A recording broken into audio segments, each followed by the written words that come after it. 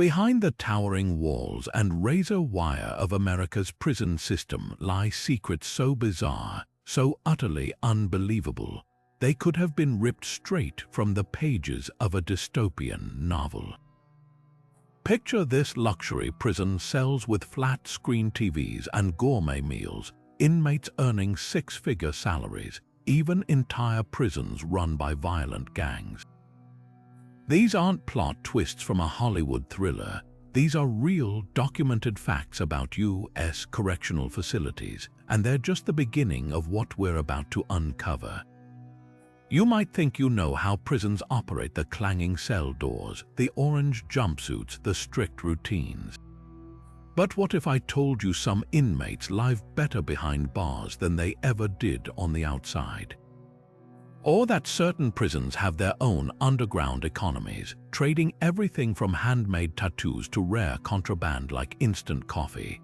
The truth is, the American prison system is a world unto itself, filled with contradictions, extremes, and stories so outlandish they'll make you question everything you thought you knew. Today, we're pulling back the curtain on 31 jaw-dropping prison facts that sound like they were dreamed up by a screenwriter, except they're 100% real. From a prison with its own wild horse population to inmates who have turned solitary confinement into multi-million-dollar businesses, these revelations will leave you stunned. So buckle up, because by the time we're done, you'll never look at the justice system the same way again. This isn't just a video, it's a journey into the heart of America's most secretive, surreal institutions, where reality is stranger than fiction. Ready to dive in? Let's go. Ever heard of a prison so strange it doubled as a human zoo? Welcome to the Squirrel Cage Jail in Council Bluffs, Iowa, a place so bizarre it turned punishment into a public spectacle. Built in the late 1800s, this three-story rotunda was designed with a single, sinister innovation: a rotating metal cylinder lined with wedge-shaped cells, each barely big enough for one prisoner. The jailer only had to turn a crank, and the entire structure would spin like a macabre carousel, bringing inmates into view one by one. No privacy, no escape, just a constant reminder that they were being watched like animals in a cage. But here's where it gets even weirder. Today, you can actually book a night in this former house of horrors. That's right, the Squirrel Cage Jail is now a bed and breakfast where guests pay to sleep in those same claustrophobic cells. Imagine lying in a metal wedge, staring up at the original iron bars, while the faint echo of long-gone prisoners seems to linger in the air. Some rooms even come with eerie artifacts like vintage mugshots or rusted shackles, just to really set the mood. Critics called it the human squirrel cage when it opened, and for good reason. The design was meant to maximize surveillance. One jailer could monitor dozens of inmates without ever moving from his post.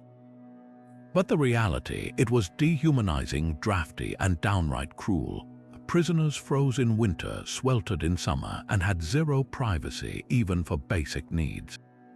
Yet now, over a century later, thrill seekers line up for the chance to experience a sliver of that same misery, minus the actual sentence, of course. So why turn a notorious prison into a tourist attraction? Maybe it's the same morbid curiosity that draws people to haunted houses or true crime documentaries. Or maybe it's a twisted way of remembering how far we've come or haven't, in how we treat the incarcerated. Either way, the Squirrel Cage Jail stands as a chilling reminder that sometimes the line between punishment and entertainment is thinner than we'd like to admit. Alcatraz might be America's most infamous prison, but what really sends chills down visitors' spines isn't just its history, it's the whispers of those who never left. Former guards swear they've heard faint clanging from empty cell blocks long after lockdown. Tour guides tell of icy gusts in sealed corridors and shadowy figures vanishing around corners where no living soul could escape.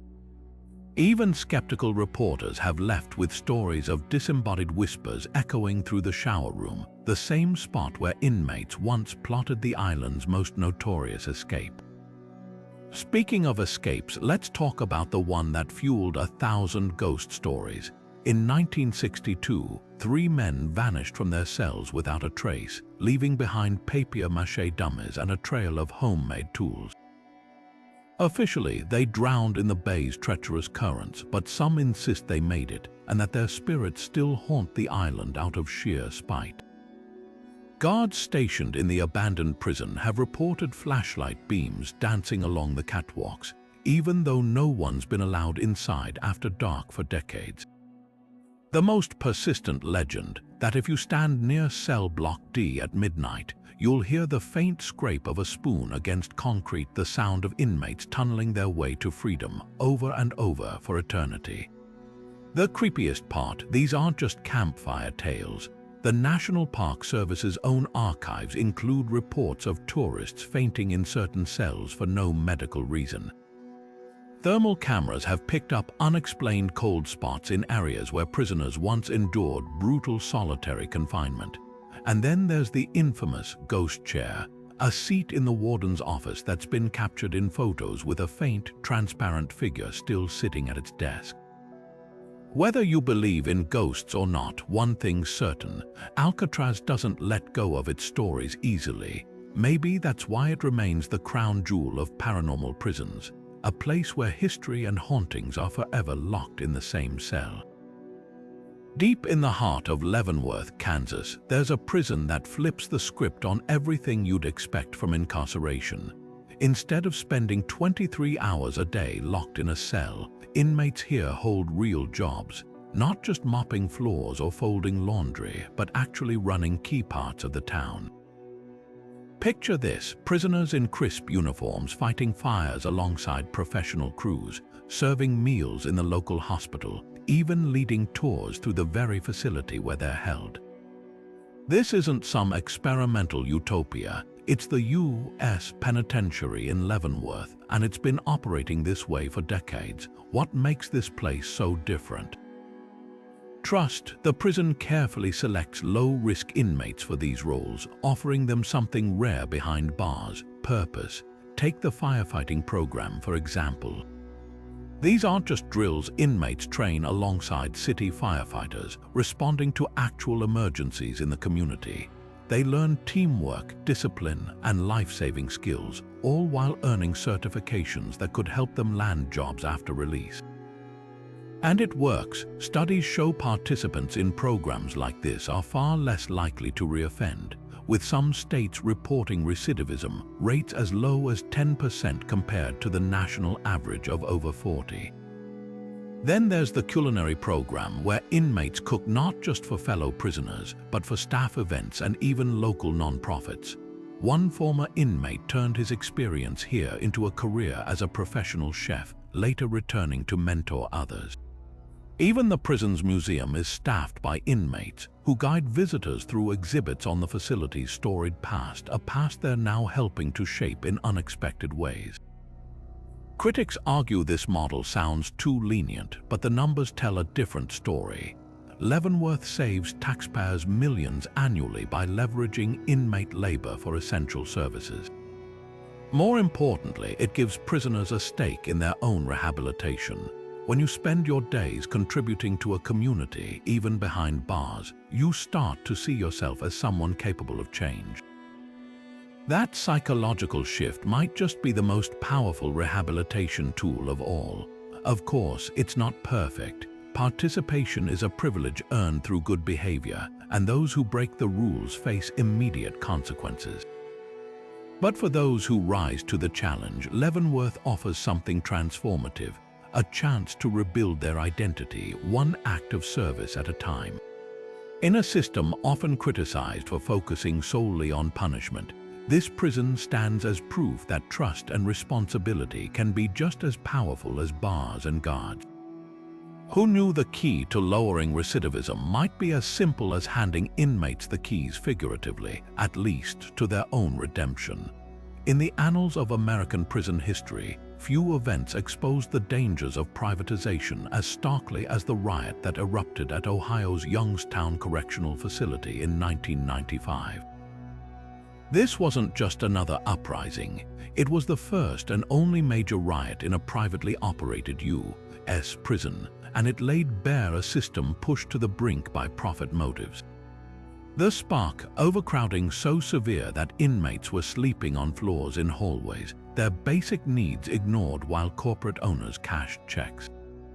But when prisoners finally snapped, what unfolded was a 15-hour siege that turned the prison into a war zone, with hostages taken, buildings set ablaze, and a stark question hanging in the smoke: what happens when incarceration becomes a business? The trouble started the moment Youngstown opened its doors under the management of Corrections Corporation of America, a private company looking to cut costs at every turn. To maximize profits, they packed the facility far beyond its intended capacity, housing over 2,000 inmates in a space designed for 1,500. Recreation time vanished, medical care grew scarce, tensions simmered until one summer night when a fight between inmates spiraled into full-blown chaos. Prisoners armed with pipes and homemade shanks seized control of entire cell blocks, taking 11 guards hostage and setting fire to classrooms and workshops. As smoke billowed into the Ohio sky, the company's emergency response proved just as flawed as its daily operations. Guards, underpaid and undertrained, were left without proper radios or riot gear. State troopers arrived to find inmates shouting demands through barred windows: better food, real health care, and an end to the overcrowding that had turned their lives into a numbers game. What made Youngstown different from other prison riots wasn't just the private profit angle, it was how blatantly the system had failed everyone involved. Investigations later revealed that CCA had ignored multiple warnings about staffing shortages and inmate grievances. Even the building itself was a problem, a converted auto parts factory with poorly designed sightlines, making it impossible for guards to monitor trouble before it exploded. The riot's aftermath forced Ohio to confront uncomfortable truths. Private prisons weren't just more efficient, as proponents claimed. They'd created a perfect storm where the drive to minimize expenses directly endangered both inmates and staff. Youngstown became a cautionary tale, but here's the twist: it didn't kill the private prison industry. Instead, companies learned to spin failures like this as growing pains, lobbying for more contracts under the guise of lessons learned. Yet the riot's legacy lingers. Every time a private facility cuts corners on meals or medical staff, every time an inmate sues over inhumane conditions, the ghost of Youngstown flickers back to life. Because when freedom is commodified, someone always pays the price, and as those prisoners showed in 1995, sometimes they refuse to pay quietly. Buried beneath Missouri's Jefferson City Correctional Center lies one of the most audacious escape attempts in prison history, a 60-foot tunnel, painstakingly carved through solid rock and dirt, that nearly became 3 inmates' ticket to freedom. This wasn't some slapdash hole in the ground. This was a full-blown underground passageway, complete with wooden supports, ventilation shafts, and even a pulley system to haul away dirt.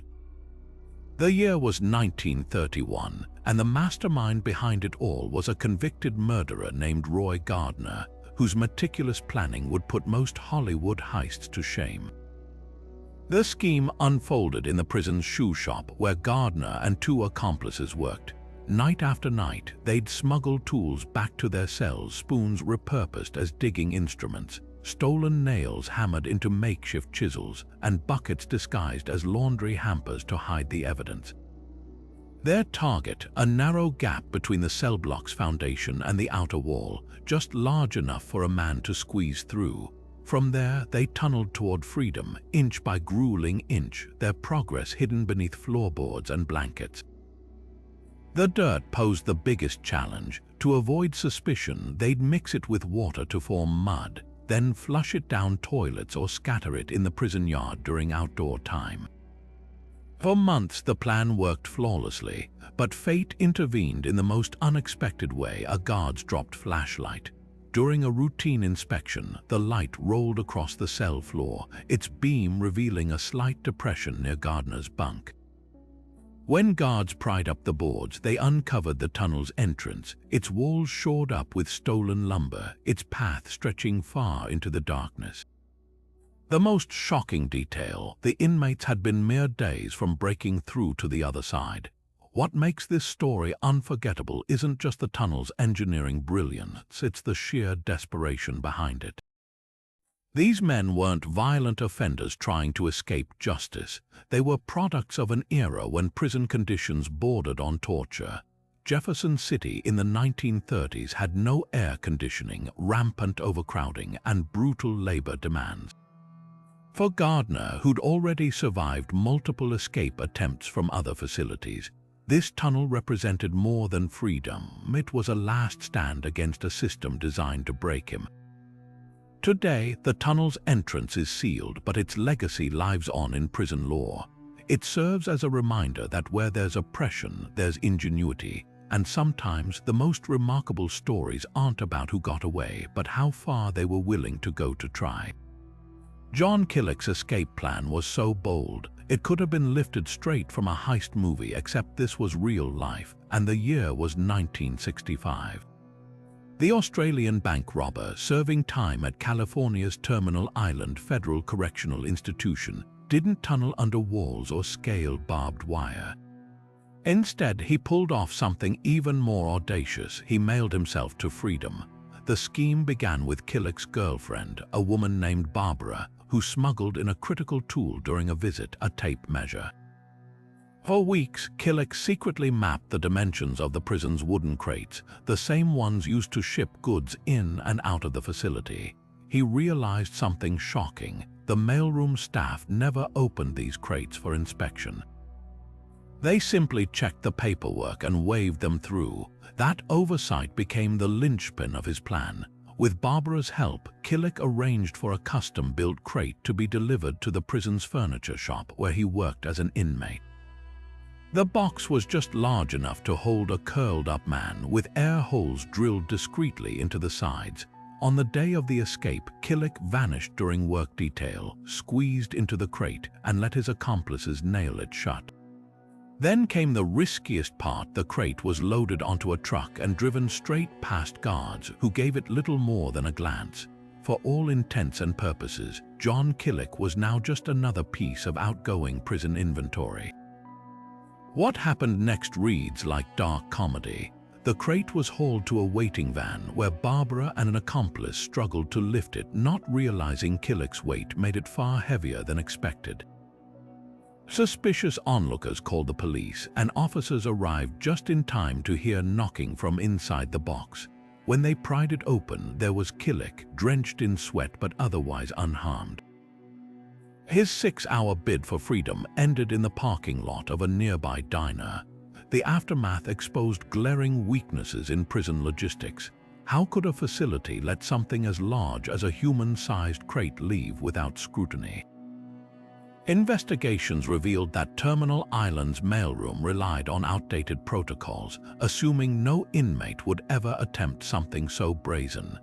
Killick's failed escape forced a nationwide review of prison shipping procedures, with new rules mandating random crate inspections. But the story doesn't end there. Killick's girlfriend Barbara became a folk hero of sorts, embodying the outlaw romance of Bonnie and Clyde.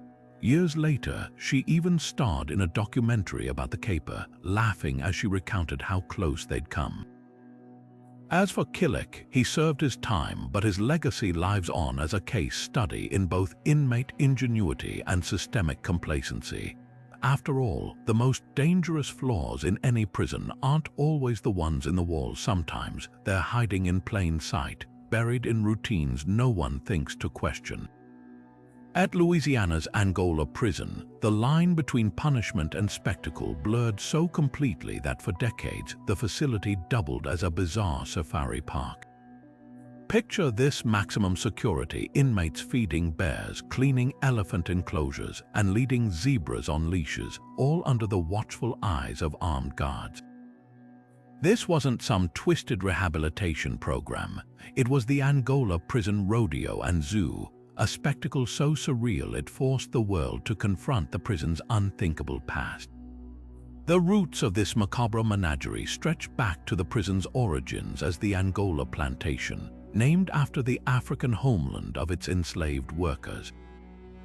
After the Civil War, the state converted the sprawling 18,000-acre property into a prison, but kept the same brutal labor system intact. Inmates, overwhelmingly black and often convicted on dubious charges, toiled in the same fields their ancestors had. By the 1950s, Warden C. Murray Henderson saw an opportunity to soften the prison's image. He introduced exotic animals, initially just a few deer and peacocks, but soon expanding to lions, tigers, and even a 5-ton Asian elephant named Tanya. For visitors, it was thrilling entertainment. Families could gawk at alligators and chimpanzees between rodeo events where inmates risked injury for applause. But for prisoners, the zoo was a double-edged sword. Those assigned as animal handlers gained rare privileges: fresh air, meaningful work, even occasional contact with the outside world. Yet every feeding session was a reminder of their own captivity. One inmate quipped, "Only at Angola would they lock a man in a cage to take care of another caged thing." The darkest irony: many animals lived better than the prisoners. Tanya the elephant had her own heated barn, while inmates shivered in uninsulated dorms. The big cats dined on prime cuts donated by local butchers, while prisoners subsisted on gruel. When Hurricane Katrina flooded New Orleans in 2005, Angola even temporarily housed evacuated zoo animals in its infirmary, a facility far cleaner than its human equivalent. By 2016, public pressure forced the zoo's closure. Animal rights groups called it exploitative. Historians linked it to Angola's plantation-era trauma. Today, the empty enclosures stand as eerie monuments to a time when America's most notorious prison thought nothing of treating both beasts and men as spectacles. The rodeo continues, but the elephants and tigers are gone, leaving only the ghosts of a system that once saw little difference between exhibiting animals and displaying human suffering. Visitors can still see the faded cages if they know where to look. The concrete pits where bears once paced, the rusted bars that held primates, all silent now, but echoing with uncomfortable questions about how we define humanity in places designed to strip it away. Angola's zoo may be closed, but its legacy lingers, forcing us to ask, when we put living beings on display, who's really being civilized and who's just playing the part? Inside the razor-wire fences of California's San Quentin State Prison, something extraordinary happens under the flickering stage lights of the actors' wing, inmates performing Shakespeare with such raw emotion. Even Hollywood heavyweights like Sean Penn have sat in the audience, moved to tears. This isn't just a prison drama club.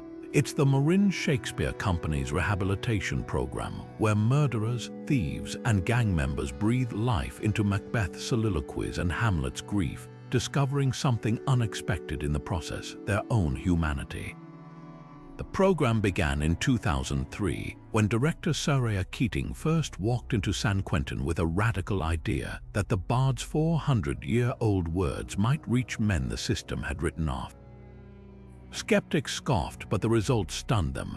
Inmates who'd spent decades numbing themselves to violence suddenly found their voices cracking during Othello's jealousy monologues. Lifers who'd never expressed remorse began weeping as they recited Prospero's lines about redemption in The Tempest. One participant, a former gang leader serving 25 to life, told reporters, "When I play King Lear, I'm not a criminal. I'm just a man who messed up, and that's the first time I've ever felt seen." Celebrities aren't just casual observers here. Sean Penn volunteered to coach inmates on Richard Roman III, while Orange is the new black actress Lorraine Toussaint led workshops. Their presence isn't about star power. It's a deliberate strategy to force society to confront the men behind the inmate numbers. When Penn sat in the front row watching a performance of Julius Caesar, he wasn't just applauding actors, he was bearing witness to transformation. "You see these guys wrestling with guilt, power, betrayal, themes they've lived," he later said. "That's not acting, that's soul work. the stats back up the spotlight's magic. Recidivism rates for participants plummet to less than 10%, compared to California's statewide average of 60%, but the real impact is harder to measure. Like the inmate who played Macbeth and realized mid-performance that his character's descent into paranoia mirrored his own gang life, or the man who discovered his victim's family in the audience one night and used his curtain call speech to apologize directly to them for the first time. Critics ask why violent offenders deserve stages instead of solitary. Supporters fire back because art doesn't just entertain, it excavates. When a man serving life without parole stands in front of strangers and delivers Caliban's lines about monstrousness and longing, he's not escaping his crime. He's confronting it, and sometimes in that fragile space between stage and seats, something rare happens: not forgiveness, not forgetting, but the quiet recognition that even the worst of us contain multitudes. San Quentin's theater proves rehabilitation doesn't always come in textbooks or sermons. Sometimes it wears a doublet and tights, speaking in iambic pentameter to remind us all that behind every prison number is a story, and maybe, just maybe, a second act. 45 square miles of American justice sit on disputed Cuban land. This is Guantanamo Bay, the only U.S. prison operating outside the nation's borders. How did this happen? Rewind to 1903, when Cuba, freshly independent from Spain, was strong-armed into leasing the bay to the U.S. in perpetuity. The deal was secured under the Platt Amendment, which gave America sweeping control over Cuban affairs, a clause so one-sided. Even the negotiators called it coercion dressed as diplomacy. Fast forward a century, and that legal quirk became the foundation for one of the most controversial prisons in modern history. Gitmo's detention camp, opened in 2002 after the September 11th attacks, exists in a twilight zone of jurisdiction. The U.S. argues its lease grants full operational control, treating the facility as American soil. Cuba vehemently disagrees, calling the base an illegal occupation and refusing to cash the annual rent checks, which still technically amount to just over $4,000. This standoff creates a legal black hole. Prisoners held here fall into three categories, neither fully protected by U.S. constitutional rights nor entitled to Cuban legal recourse. Even the Supreme Court has wrestled with Gitmo's paradoxical status, ruling in 2008 that detainees have habeas corpus rights, while admitting the prison's location makes enforcement nearly impossible. The controversies only deepen inside the wire. Unlike stateside prisons, Gitmo operates under military authority, with trials conducted by tribunals instead of civilian courts. Evidence obtained through torture has been admitted, a practice that will be thrown out of any U.S. courtroom. Some detainees have been held for over 2 decades without formal charges, their cases tangled in debates over what constitutes enemy combatant status. Then there's Camp 7, the ultra-secretive wing where high-value detainees like Khalid Sheikh Mohammed are held, a place so clandestine, its very existence was once classified. Critics call Gitmo a symbol of American overreach, a place where due process goes to die. Supporters argue it's a necessity for handling terrorism suspects too dangerous for domestic prisons. But perhaps the most unsettling fact isn't the legal ambiguity, it's the cost. Holding one detainee at Gitmo runs taxpayers roughly $13 million annually, over 30 times the price of housing an inmate in a federal supermax. That's not just a legal anomaly, it's a fiscal absurdity propped up by a century-old lease nobody can agree how to break. As the prison limps into its 3rd decade, its future hangs between geopolitics and morality. Close it, and where do its 59 remaining detainees go? Keep it open, and America inherits a forever prison with no clear rules. Guantanamo isn't just a detention camp, it's a monument to the uncomfortable truth that some problems are easier to exile than solve. And as long as that bay remains under American control, the world will keep watching, waiting to see if justice can ever truly thrive on borrowed land.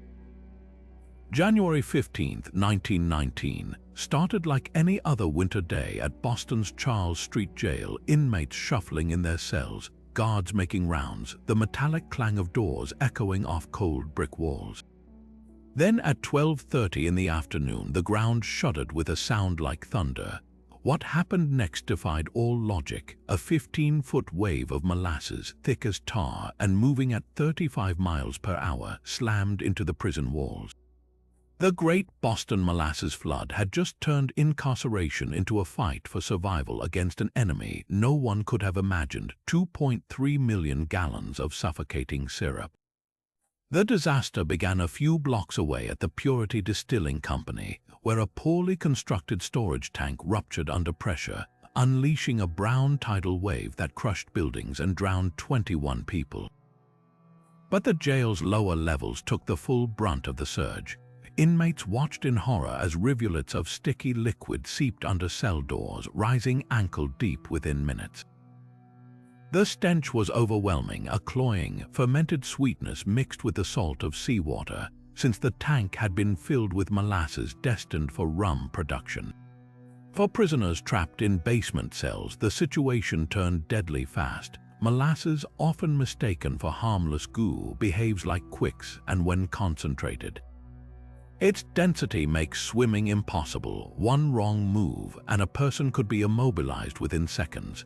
Guards later recounted the screams of men waist-deep in syrup, their arms flailing as they tried to keep their heads above the viscous tide. Some stripped off clothing to avoid being weighed down, while others used bed frames to pull themselves onto higher bunks. The rescue effort was as bizarre as the disaster itself. Firefighters arrived not with hoses but with axes and saltwater pumps, knowing traditional methods would fail against the sticky deluge. They chopped holes in walls to drain the molasses while prisoners gasped for air, their nostrils and mouths clogged with the substance. One inmate, a petty thief named Joseph Driscoll, saved 3 cellmates by fashioning a rope from torn blankets and hauling them onto a pipe running along the ceiling. By nightfall, the syrup had cooled into a glue-like mass, trapping shoes, rats, and even a revolver lost by a panicked guard. Cleanup crews would spend weeks chiseling hardened molasses from every crevice, but the psychological scars lingered. Survivors reported nightmares for years, the sticky tide returning in their sleep, the terror of drowning in something as mundane as baking ingredient. What makes this event more than just a weird footnote is how it exposed the jail's dangerous conditions. Investigations revealed the flood had exacerbated already crumbling infrastructure, with cells so damp and poorly ventilated that respiratory illnesses were rampant. The molasses disaster became a rallying cry for prison reform, proving that nature's wrath could be as cruel as any warden. Today, a small plaque near the former jail site marks the flood's centennial, but no memorial mentions the prisoners who endured it. Their struggle against the molasses was more than a freak accident. It was a moment when the line between natural disaster and man made neglect blurred beyond recognition. And in that sticky, suffocating darkness, the men of Charles Street Jail learned a bitter truth. Sometimes freedom isn't the only thing you lose behind bars. Your dignity can drown in the most unexpected ways. Sean Hopwood walked into Nebraska's federal prison in 1999 as a 23-year-old bank robber with no future. By the time he walked out 9 years later, he'd become one of the most unlikely legal minds in America, a self-taught jailhouse lawyer who would eventually argue before the Supreme Court. This isn't just a story about second chances. It's a testament to what can happen when raw talent collides with desperation, and the system accidentally gives someone the tools to outsmart it. Hopwood's transformation began in the prison library, where he stumbled upon a dog-eared copy of the Federal Criminal Code and Procedure. Bored and looking for distraction, he started reading, and something clicked. The dense legal jargon fascinated him in a way nothing else ever had. Soon, he was spending 16-hour days poring over case law, scribbling notes in the margins of borrowed textbooks.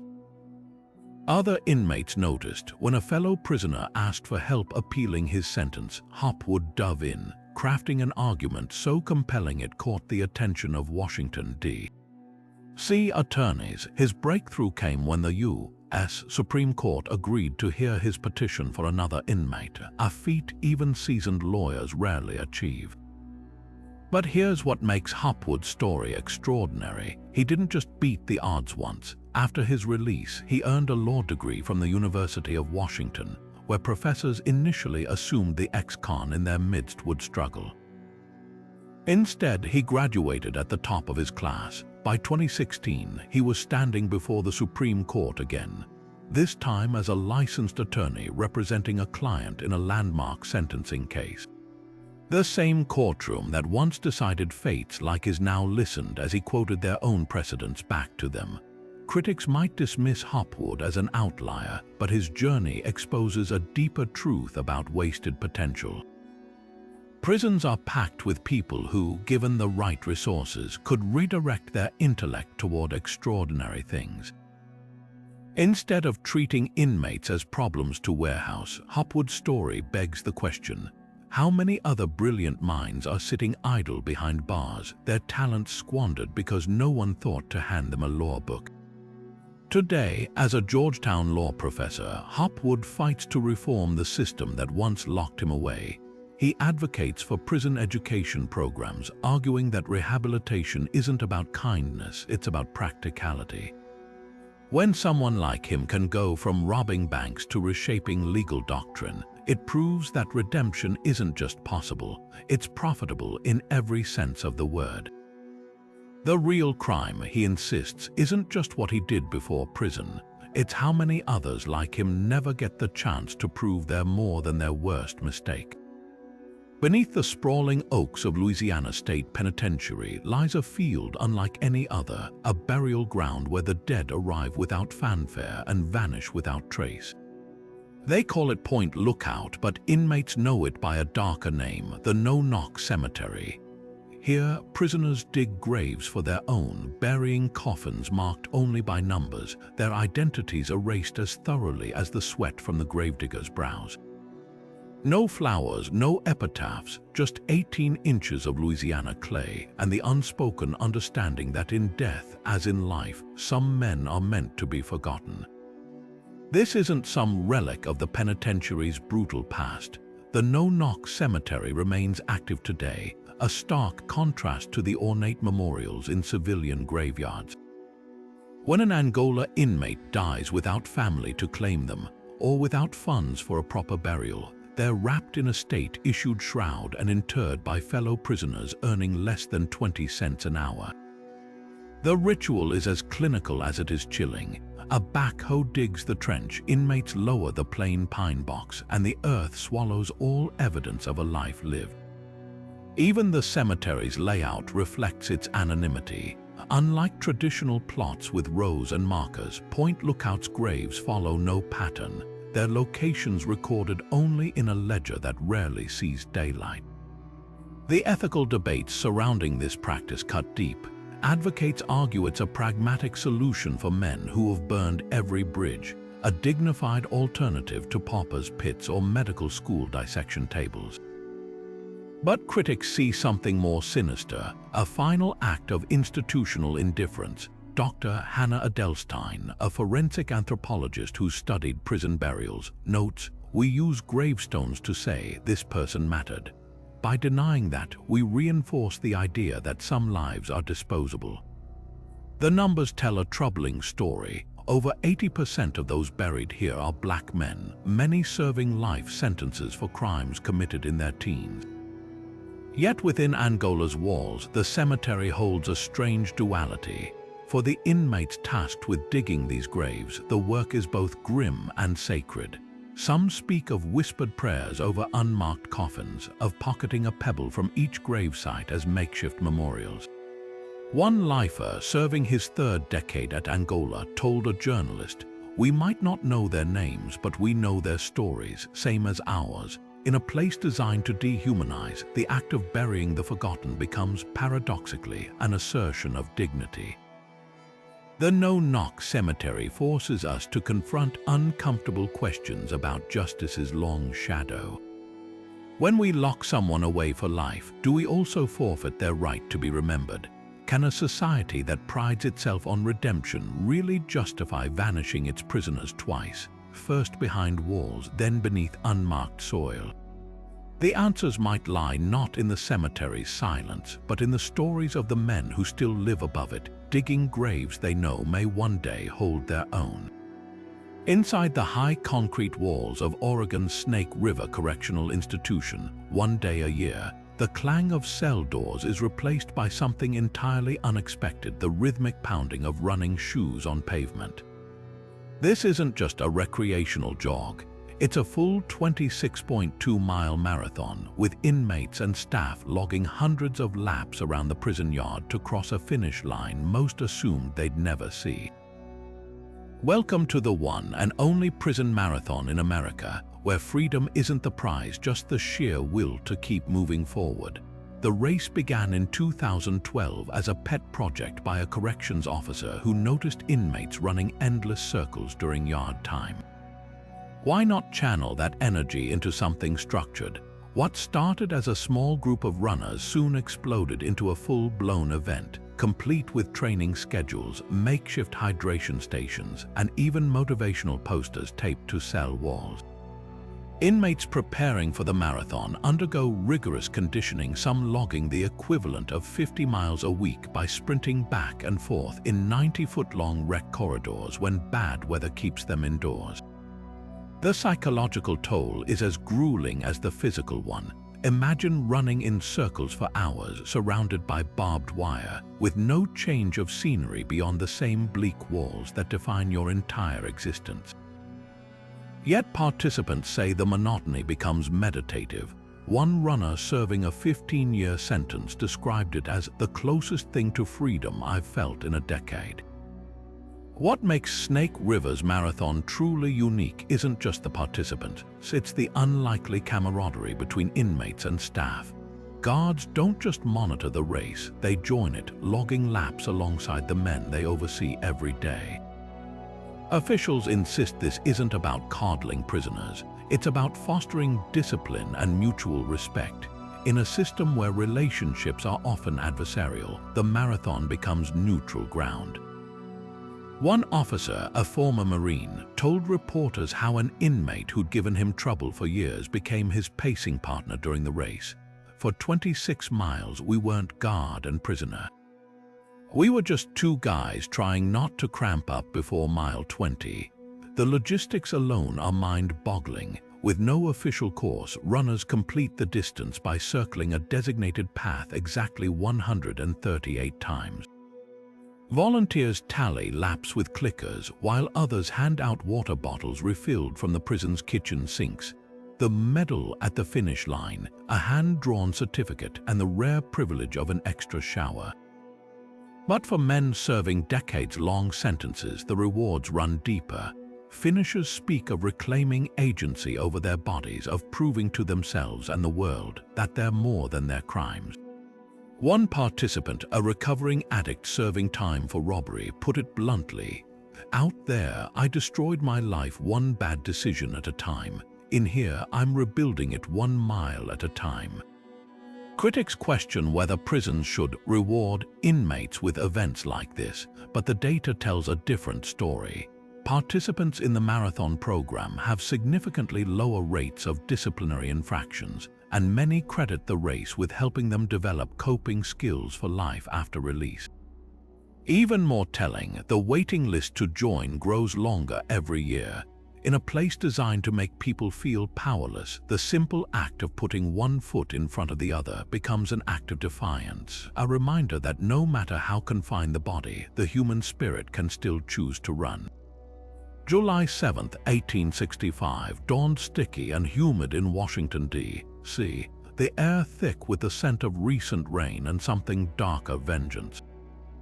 Outside the Arsenal Penitentiary, a crowd of thousands gathered, craning their necks to glimpse the only woman ever executed by the U.S. military, Mary Surratt, a 42-year-old widow and boarding house owner, stood on the gallows in a black dress and bonnet, her wrists bound as soldiers adjusted the noose around her neck. Her crime, allegedly conspiring with John Wilkes Booth to assassinate Abraham Lincoln, but the truth, like the rough hemp rope that day, had frayed ends. Surratt's trial was a fever dream of paranoia and prejudice. The military tribunal handpicked by Secretary of War Edwin Stanton heard damning testimony from witnesses who claimed her deed. Boarding house hosted Booth's meetings. Others swore she'd delivered messages to Confederate spies, yet critical evidence was circumstantial at best. The most damning moment came when a drunkard named Louis Weichman, a former boarder, flipped his testimony to implicate her in exchange for leniency. No physical proof tied her directly to the assassination plot. Even the tribunal's own prosecutor later admitted the case against her was weak, but the country demanded blood. What makes Surratt's story haunting isn't just the disputed facts, it's how blatantly her gender shaped her fate. Male co-conspirators received prison sentences, but Surratt, the sole woman, was condemned to hang. Newspapers of the era painted her as either a hellcat or a helpless victim with no middle ground. The tribunal denied her legal counsel until midway through the trial, then scoffed when her lawyers argued that executing a mother would dishonor the nation. One officer's diary entry reveals the chilling mindset. A woman who steps out of her sphere deserves no mercy. As the trapdoor swung open that afternoon, Surratt's last words, "Please don't let me fall," were drowned out by the snap of the rope. Critics called it judicial murder. Supporters claimed it sent a necessary message, but history's verdict leans toward tragedy. Decades later, newly uncovered letters showed Stanton pressured witnesses to embellish testimony. Even the executioner confessed he'd been ordered to make her death especially slow as a warning to other women. Today, Surratt's ghost lingers not just in D.C.'s haunted lore, but in every conversation about justice, gender, and the dangers of mob mentality. Her boarded-up prison cell still stands, its walls scratched with grooves some say were made by her fingernails. Whether she was a villain or a scapegoat may never be settled, but one thing's certain: when a nation chooses to hang a woman for crimes others walked away from, it's not just the accused being judged, it's the system itself. And sometimes the rope around its neck is self-tied. At Bedford Hills Correctional Facility in New York, the clatter of metal doors mixes with an unexpected sound, the cheerful jingle of dog tags. Here, some of the toughest women in the state's prison system spend their days teaching puppies how to sit, stay, and change lives. This is Puppies Behind Bars, one of America's most innovative rehabilitation programs where inmates raise future service dogs for veterans and first responders with PTSD. What sounds like a feel-good story is actually a radical experiment in how compassion can reshape prison culture, one Labrador Retriever at a time. The program's brilliance lies in its reciprocity. Inmates selected for their good behavior and emotional stability receive 8-week-old puppies, which they'll train intensively for 2 years before the dogs graduate to their service roles. The women teach over 30 commands, from basic obedience to advanced tasks like turning on lights or interrupting panic attacks. But the real transformation isn't just in the dogs. Prisoners who have spent years numbing their emotions suddenly find themselves cooing to a wriggling puppy, their hands once clenched in anger, now gently fastening a guide harness. One participant serving a life sentence told the New York Times, "When you're responsible for a creature this innocent, you remember your own humanity."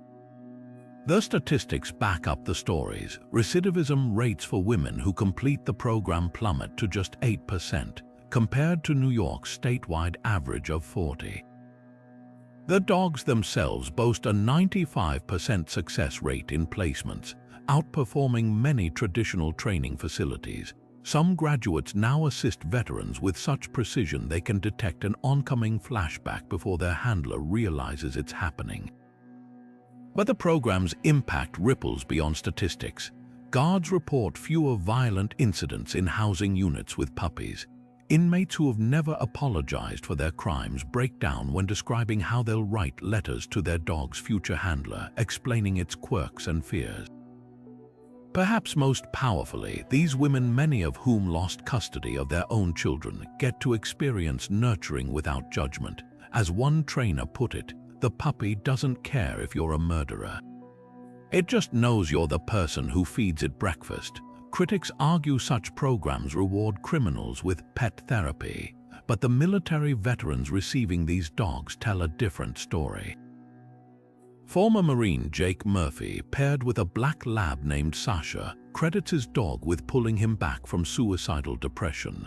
"When I found out she was trained by inmates, I didn't care," he said. Love doesn't come with a resume. That's the program's quiet revolution. In teaching dogs to heal others, these women are learning to heal themselves. And sometimes the most effective rehabilitation doesn't come from a judge's order. It comes from a puppy licking away tears in a prison cell. What began as a small initiative in 1997 has since expanded to 6 states, proving that even in places designed to punish, redemption can take the form of a wagging tail. The program's founder, Gloria Gilbert-Stoger, puts it simply, "We're not just training dogs, we're showing the world that people can change if society gives them something to care about besides survival." In a system where hope is often the rarest commodity of all, these puppies are more than companions. They're living proof that no one, no matter their past, is beyond the reach of unconditional love. While Ohio's prisoners scraped by on thin gruel and stale bread during Prohibition, the warden of the Ohio Penitentiary was sipping stolen wine from crystal glasses in his office. Hidden beneath the prison's chapel behind a false wall so convincing even guards didn't know it existed lay a secret wine cellar stocked with vintage Bordeaux and smuggled champagne. This wasn't just a casual stash. Ledgers later uncovered by investigators revealed over 300 bottles, some worth more than an inmate's yearly salary. The hypocrisy couldn't have been sharper. Outside those walls, America was cracking down on alcohol with raids and arrests, while inside, the very man enforcing sobriety was hosting private tastings for politicians and judges. The cellar's discovery in 1931 reads like a gangster film plot. A new warden took over after his predecessor's sudden retirement, and during renovations, workmen stumbled upon the hidden door. Behind it, custom oak racks, a tasting table lined with dusty glasses, and crate after crate of bootlegged liquor, all guarded by the prison's own locksmith who'd been paid to keep quiet. The real kicker, many bottles bore shipping labels from the same smuggling rings inmates were serving time for supplying. Meanwhile, conditions for prisoners bordered on cruel. Men in cramped, unheated cells battled tuberculosis and frostbite, their meals so meager that weight loss was epidemic. The same year the wine cellar was found, a state health inspector documented inmates receiving just 1,800 calories daily, below starvation rations by modern standards. Yet memos show the warden approved using prison labor to renovate his secret vault, forcing malnourished men to build the very shelves that held luxuries they'd never taste. The scandal exploded when a Cleveland reporter got tipped off, splashing headlines like "Warden's Grapes of Wrath" across front pages. Public outrage forced resignations, but no one ever answered for the real crime. The glaring duality of a system that preached morality while practicing corruption. Today, the Ohio Penitentiary lies in ruins, its crumbled walls too unstable for tours. But if you know where to look in the old blueprints, there's still a faint square marked "Chapel Storage" with no explanation. Some secrets, it seems, outlast even the buildings that hide them. Richard McNair was serving life in a Louisiana prison for murder when he did something no one saw coming. He married his defense attorney. This wasn't some jailhouse fling or a desperate bid for legal favors. By all accounts, it was a genuine, if wildly unconventional, love story. McNair, a convicted killer with a history of daring escapes, and his attorney, Cheryl Pilger, exchanged vows in a small ceremony at the Louisiana State Penitentiary in 2009, proving that even behind bars, the heart wants what it wants. But their romance raised more than eyebrows. It exposed glaring loopholes in prison marriage policies and sparked fierce debates about ethics, manipulation, and the blurred lines between professional boundaries and personal attachment.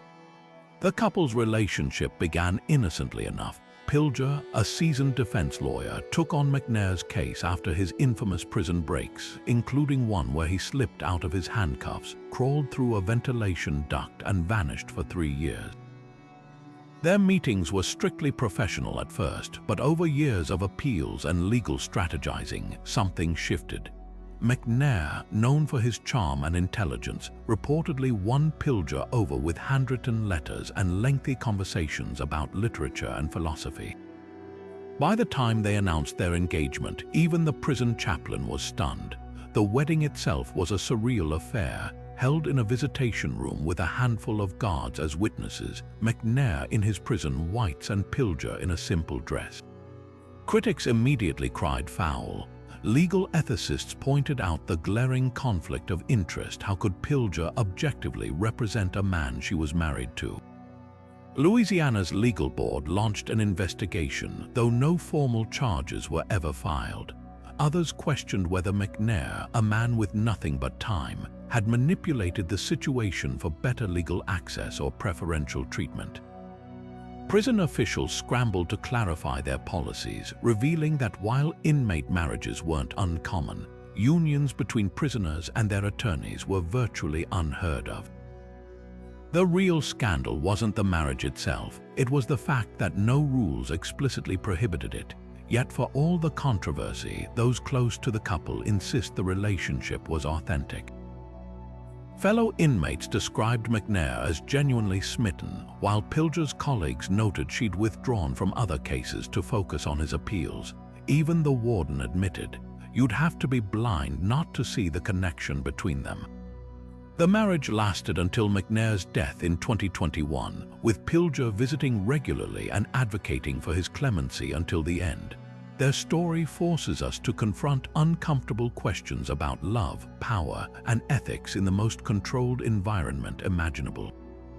Should inmates be allowed to marry anyone they choose, even those who once represented them in court? Does saying, "I do" behind bars mean the same thing as it does on the outside? And when the person you trust with your life sentence is also the person sharing your vows, where exactly does the attorney-client relationship end and the marriage begin? The system still hasn't settled on answers, but McNair and Pilger's unlikely union proves one thing. Even in a place designed to strip away autonomy, human connection finds a way, for better or worse. Tucked in the heart of Deer Lodge, Montana, the old prison museum offers a vacation experience you won't find on any typical travel itinerary. The chance to sleep behind the same iron bars that once held some of the West's most notorious outlaws. By day, it's a museum where visitors gawk at vintage mugshots and peek into solitary confinement cells. But when the sun sets, this former penitentiary transforms into something far more chilling. An overnight haunted hotel where guests check into actual cells, their keys jingling with the ghostly echoes of past inmates. The prison's history reads like a script for a gritty western. Operating from 1871 to 1979, its crumbling limestone walls housed bank robbers, cattle rustlers, and even the occasional murderer. Conditions were brutal: no electricity, no plumbing, and winters so cold that men would wake up with frost covering their threadbare blankets. Today, those same cells host tourists wielding flashlights and smartphones, eager to document paranormal activity. The most sought-after spot, cell number 1, where inmate Paul Eitner carved his name into the wall in 1902 after being locked in for attacking a guard. Visitors swear the temperature drops 20 degrees near that spot, even in midsummer. What sets this prison apart isn't just its haunted reputation, it's the art. Inmates left behind a stark gallery of graffiti, etching everything from religious icons to elaborate fantasies of escape into the walls. One cell features a meticulously drawn steamboat, complete with smoke billowing from its funnel, a prisoner's daydream of freedom preserved for over a century. Another sports a crude calendar, each scratch marking a day closer to release. The most haunting, a childlike sketch of a house with a picket fence signed J. D. 1954. No records confirm who J.D. was or if he ever made it home. Paranormal investigators flock here, drawn by reports of shadow figures slinking down cell block B and disembodied whispers in the shower room, the same spot where guards once hosed down inmates with freezing water as punishment. Nighttime visitors tell of doors slamming unseen, footsteps echoing on empty catwalks, and the faint scent of tobacco lingering near the old warden's office, though smoking's been banned for decades. The museum leans into its eerie reputation, offering ghost tours where guides share stories like that of inmate 42, a sheep rustler who hanged himself in his cell and allegedly still paces the corridor, his boots dragging against the concrete. Yet for all its spooky allure, the old prison museum serves a deeper purpose. It's a raw, unfiltered window into the realities of frontier justice, where punishment was public and rehabilitation barely an afterthought. Spending a night here isn't just about chasing thrills. It's about touching the past quite literally. Run your fingers along the grooves in the mess hall tables, and you're tracing the same marks left by men who ate their last meals here. Stand in the exercise yard at midnight, and you're breathing the same mountain air that once carried the shouts of convicts playing makeshift baseball under armed guard. The irony isn't lost on the staff. People pay to experience what others fought to survive. One tour guide admits, but perhaps that's the point.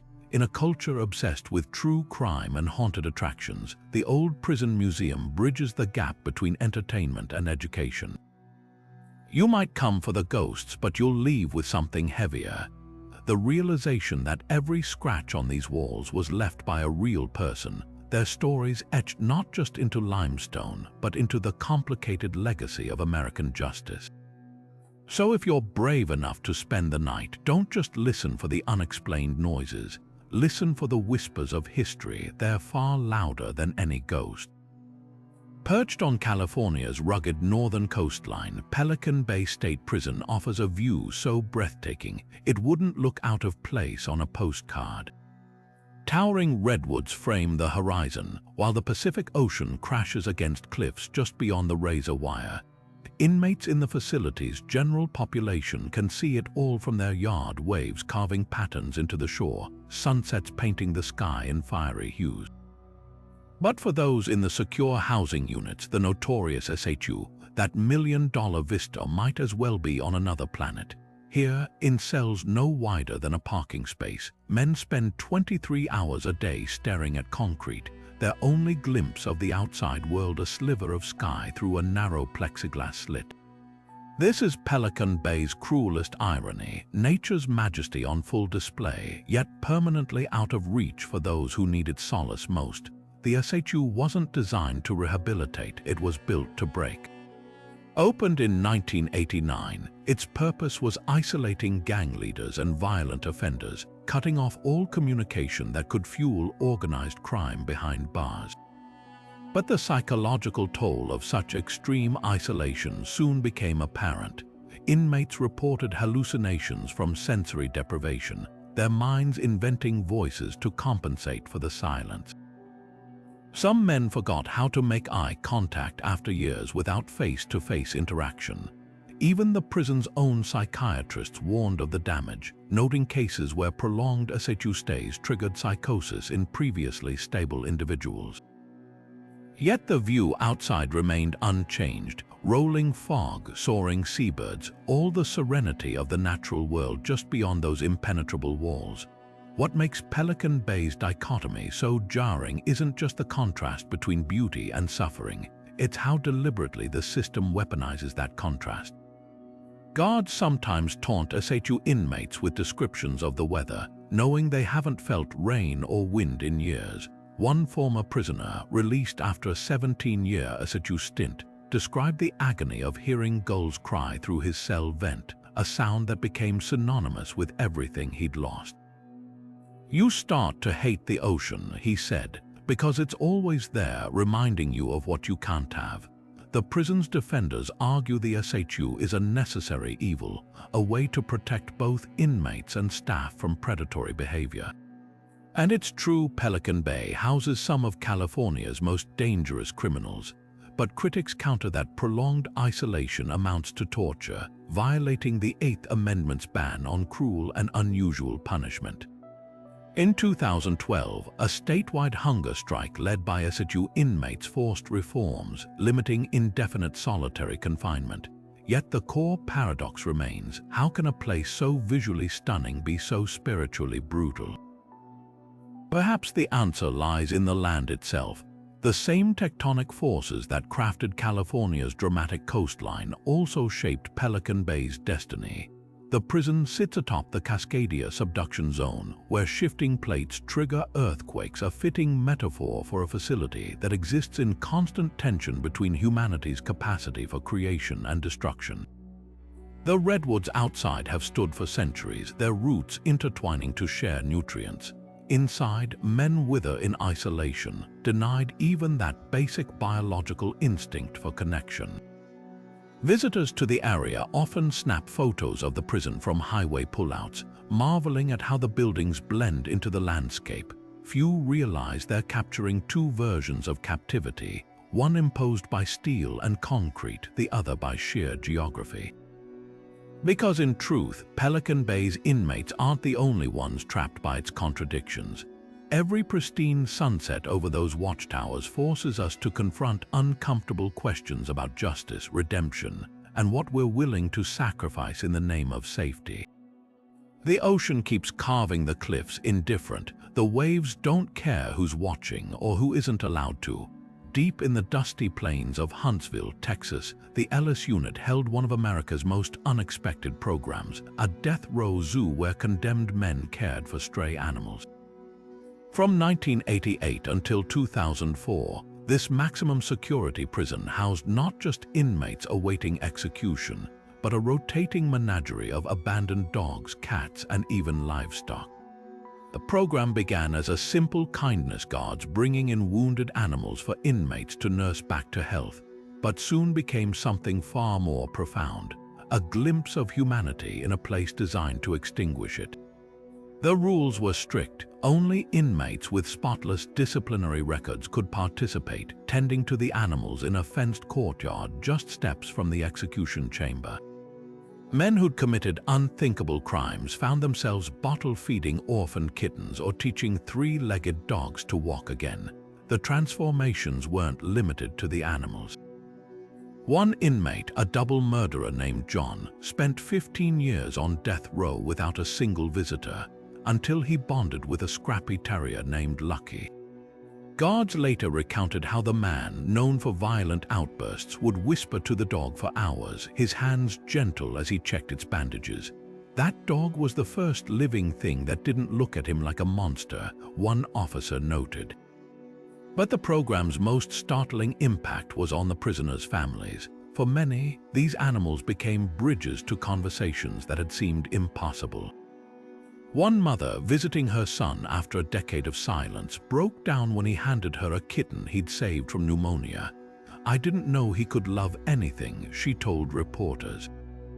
Even victims' families were divided, some calling it an undeserved privilege, others acknowledging the healing they witnessed firsthand. The zoo's abrupt closure in 2004 came without warning. Officials cited vague security concerns, though leaked memos later revealed budget cuts as the real culprit. The animals were relocated, some to shelters, others euthanized.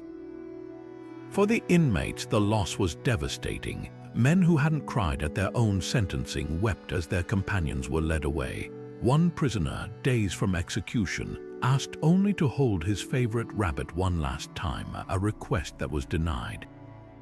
Critics argued the program was a publicity stunt, but the data told a different story. Violent incidents in the unit dropped by nearly 40% during the zoo's operation. Psychologists pointed to the undeniable therapeutic effects, how caring for vulnerable creatures reduced aggression and gave purpose to men society had written off. Even the warden, initially skeptical, became a vocal advocate.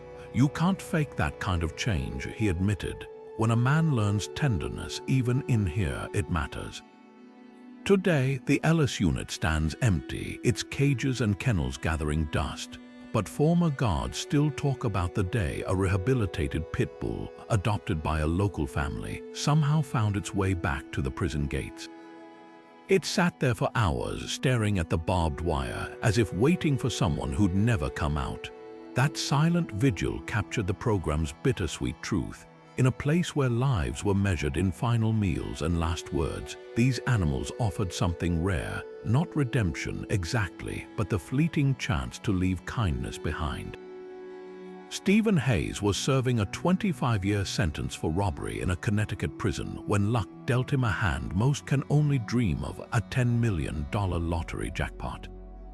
The year was 2005, and his winning scratch-off ticket should have rewritten his future. But freedom doesn't come that easily when you're behind bars. State laws barred Hayes from claiming his prize, turning his windfall into a bitter legal battle that forced America to confront an uncomfortable question.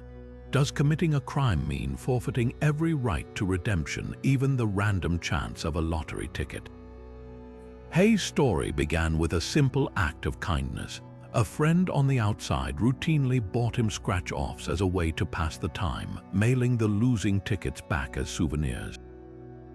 When one finally hit the jackpot, the euphoria was short-lived. Connecticut's Department of Correction swooped in, citing a policy that prohibited inmates from receiving windfalls exceeding $50,000. Their argument, allowing Hayes to claim the money could compromise prison safety. Jealous inmates might target him, or worse, he could bribe guards, but critics saw hypocrisy. After all, the state had no problem taking a cut of prison commissary profits or charging inmates exorbitant rates for phone calls to their families. Why suddenly draw the line at luck? The legal fight that followed exposed glaring contradictions in the system. Hayes' attorneys pointed out that nothing in Connecticut law explicitly barred prisoners from lottery winnings. Meanwhile, victims' rights groups argued the money should go to restitution, never mind that Hayes' original crime involved stealing less than $500.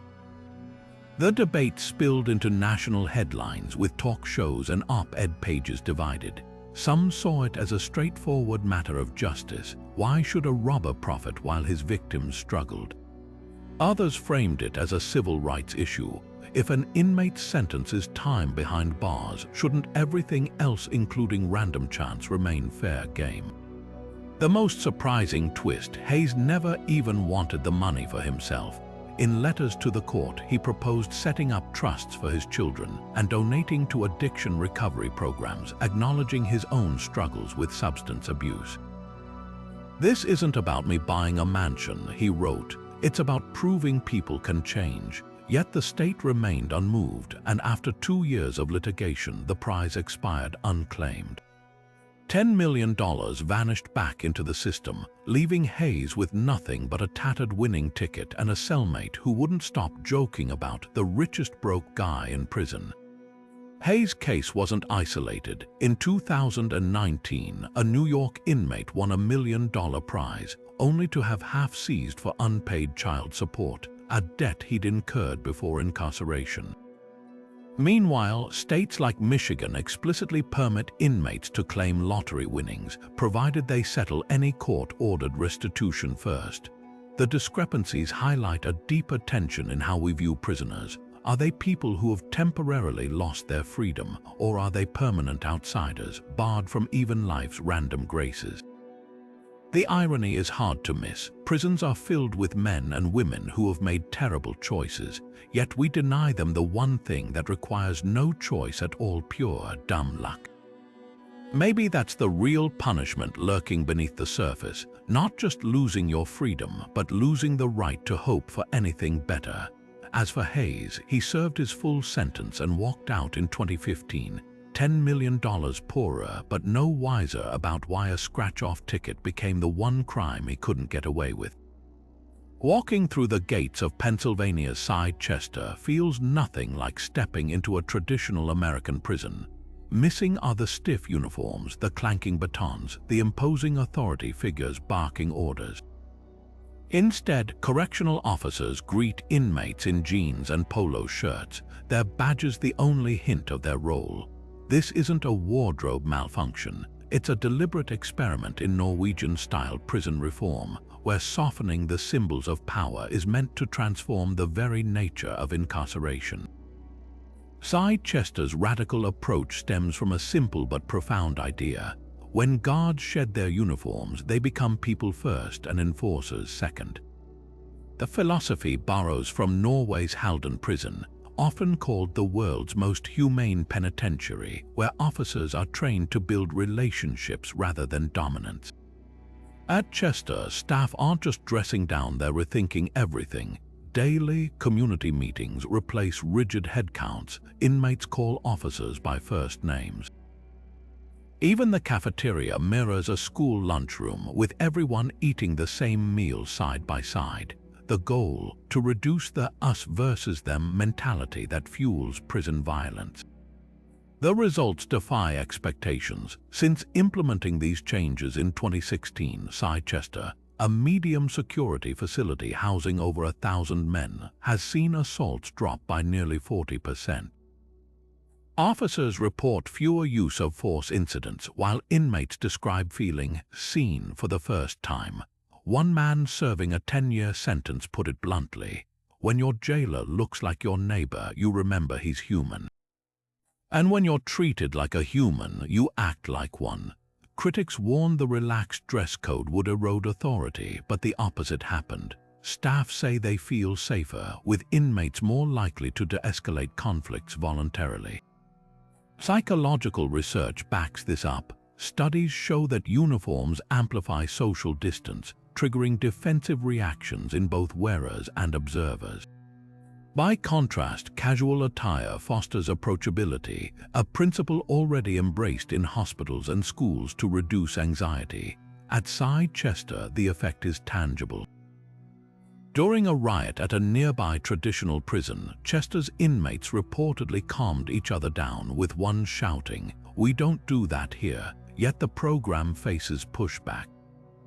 Some veteran officers initially resisted, arguing that uniforms command respect. Others worry about blurring boundaries, citing cases where manipulative inmates exploited perceived friendliness. And Norway's model isn't a perfect transplant. Its prisons have smaller populations and extensive rehabilitation resources. Side Chester's experiment works within America's tougher constraints, proving that even incremental changes can shift culture. What makes Chester's story revolutionary isn't just the drop in violence. It's the recognition that dignity is contagious, that when you treat people as capable of change, they often rise to meet that expectation. The uniforms were never the real problem, it was what they represented. By stripping them away, this unassuming Pennsylvania prison is quietly rewriting the script on what safety and rehabilitation can look like. The lesson: sometimes the most powerful reform doesn't come from tougher laws or thicker walls. It comes from a simple shift in perspective and maybe a polo shirt. At Louisiana's Angola prison, money didn't just buy commissary snacks, it came stamped with the warden's face. For decades, the sprawling plantation turned penitentiary operated on its own financial system, issuing custom copper coins known as Angola dollars to pay inmates for backbreaking fieldwork. These weren't tokens for arcade games. They were literal currency minted by the prison and redeemable only within its walls, creating a closed economy where men earned pennies per hour picking cotton under the same brutal sun their enslaved ancestors had. The coins, first introduced in the 1930s, bore the likeness of then-warden L. A. Ross, a man who openly compared his prisoners to livestock. Inmates called them Ross Bucks, a dark joke about their worthlessness beyond the prison's fences. A day's labor might earn 10 cents in Angola currency, barely enough to buy a single stamped envelope from the commissary. Meanwhile, the prison profited handsomely, selling the cotton and sugarcane harvested by this captive workforce to outside markets. The message was clear: even money here wasn't real freedom. It was just another leash. This system didn't just exploit labor, it weaponized economic isolation. Without access to real currency, prisoners couldn't save for life after release or support families. Guards reportedly skimmed coins from paychecks as fines for minor infractions.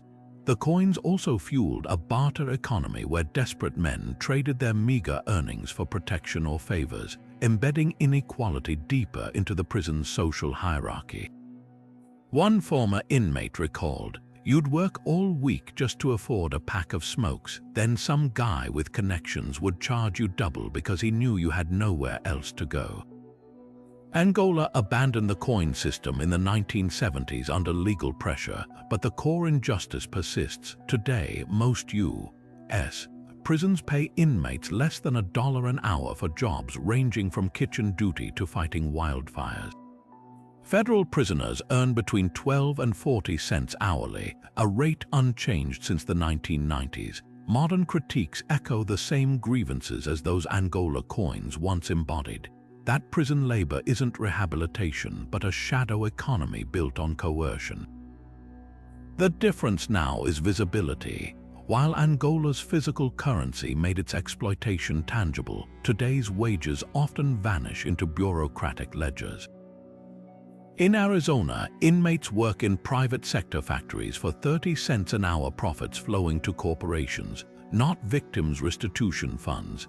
In California, incarcerated firefighters risk their lives for $1 an hour plus time off their sentence, a trade that leaves many unemployable upon release due to felony records.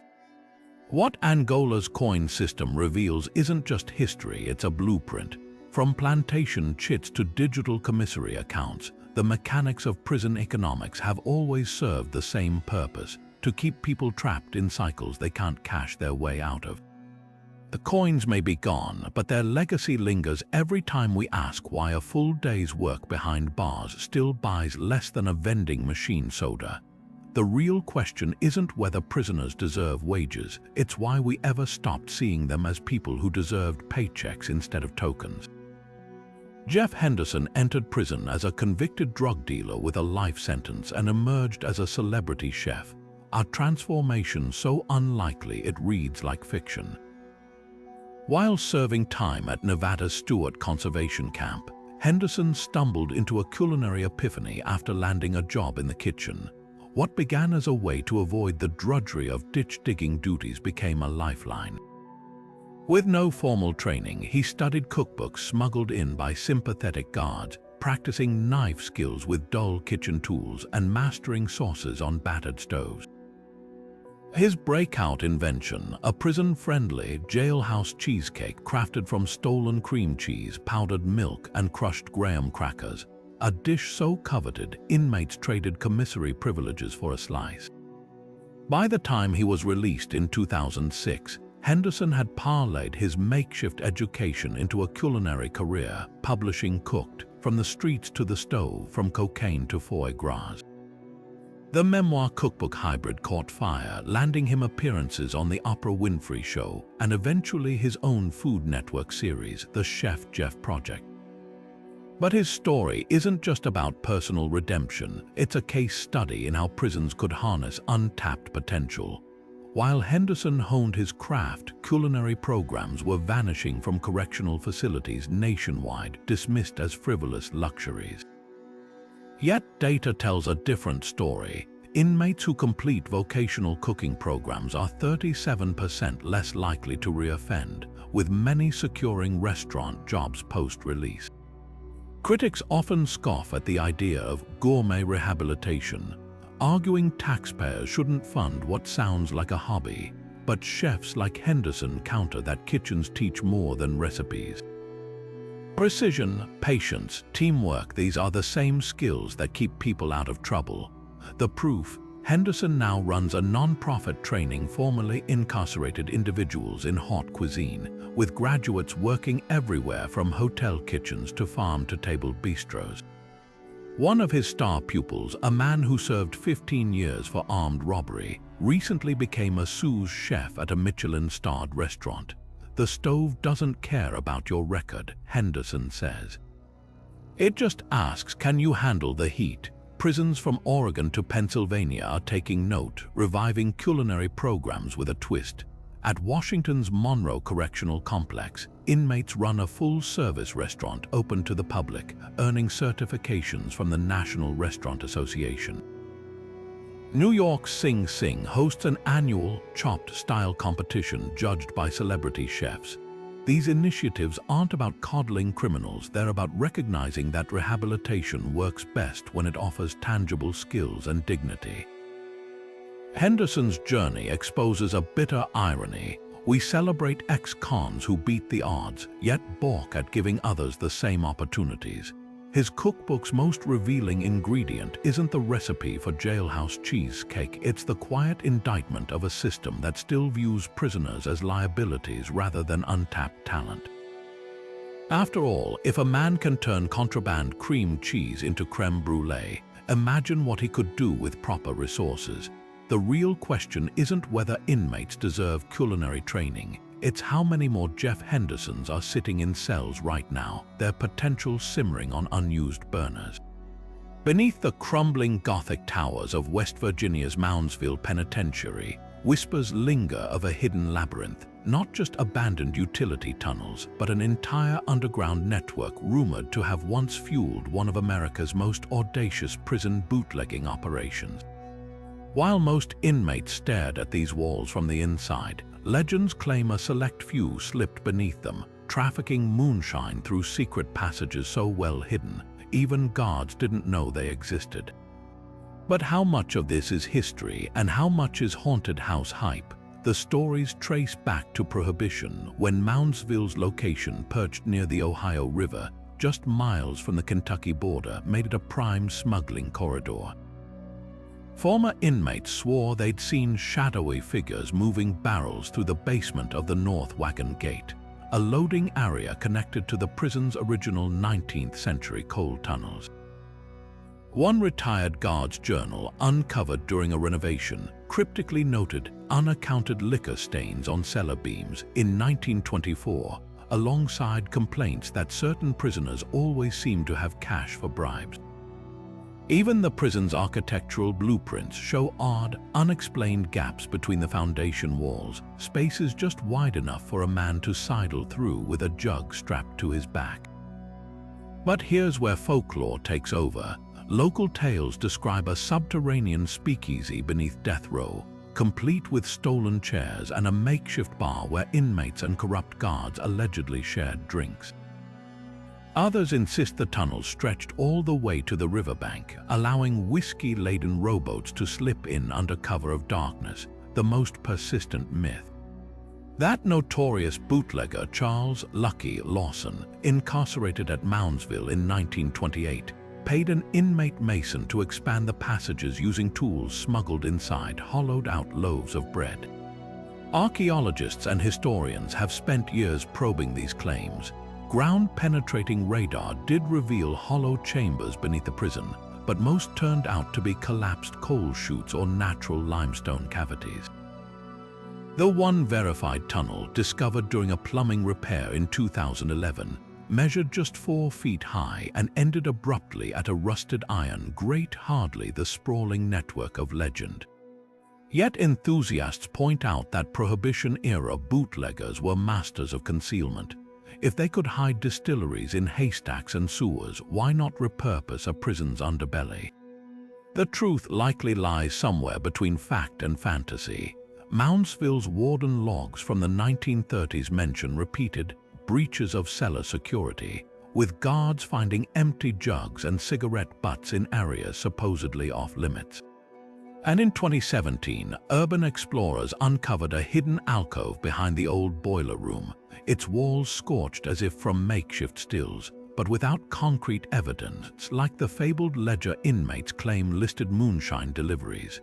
the full story remains buried as deep as the tunnels themselves. What makes these rumors endure isn't just their intrigue, but the symbolism they carry. A prison above ground, a speakeasy below, one world enforcing sobriety, the other drowning in vice. It's a metaphor for the era itself, where law and lawlessness existed side by side, separated only by a thin layer of dirt and denial.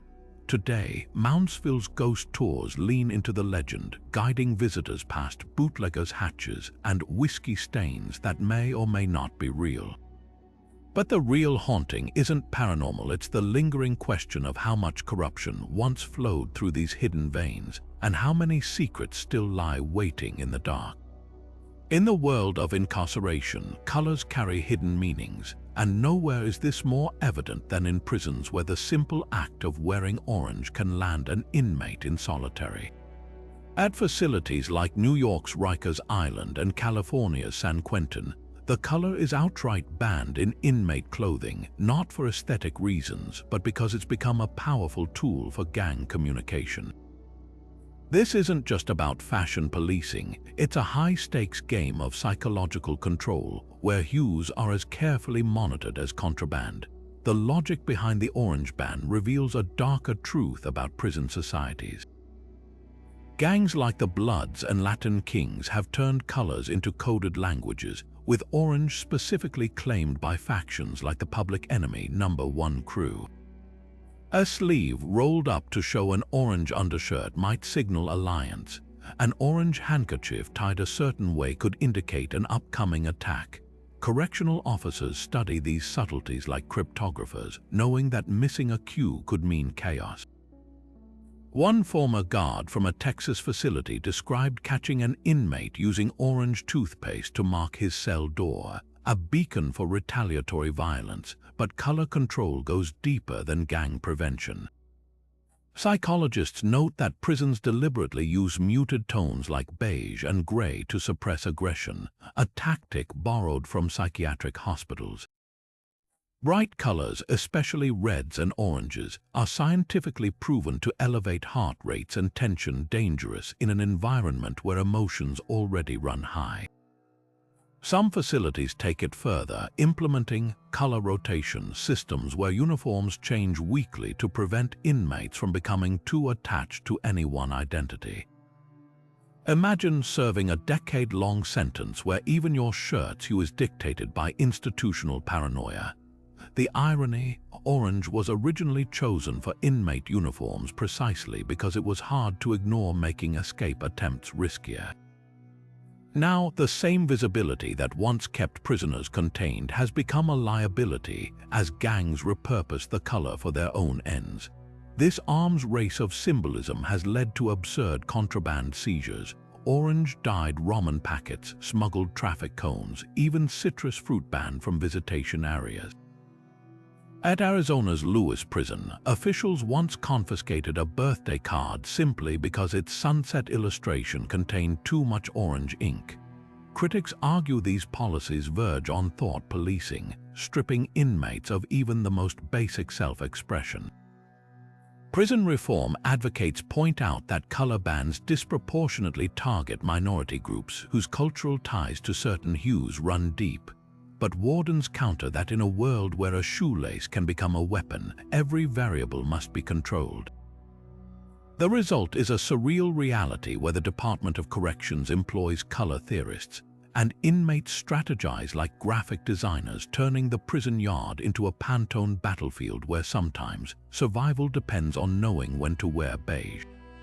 The waves crashing against the rocky shoreline of San Quentin State Prison carry an unexpected sound, the laughter of men who have spent decades behind bars, now balancing on surfboards for the very first time.